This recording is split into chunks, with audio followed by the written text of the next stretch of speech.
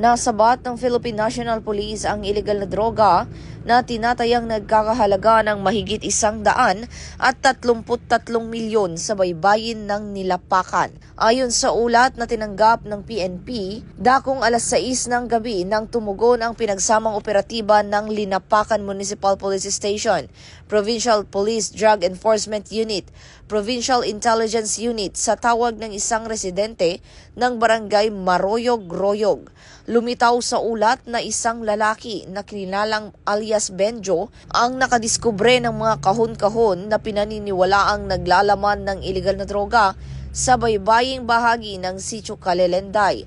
Natagpuan sa lugar ang ilang kahong balot ng itim na tape at may markang stone na nakakalat sa dalampasigan. Ayon sa investigasyon, naglalaman ang mga kahon ng hinihinalang cocaine na may kabuuang timbang na 25,210 grams at may halagang tinatayang 133,613,000 pesos. Ang mga nasabat na droga ay kasalukuyang nasa kustudiya na ng Palawan Provincial Forensic Unit at nakatakdang isumite sa PIDEA Palawan Office para sa karampatang proseso at disposisyon. At ito ang bagong PNP para sa bagong Pilipinas, serbisyong mabilis, tapat at nararamdaman.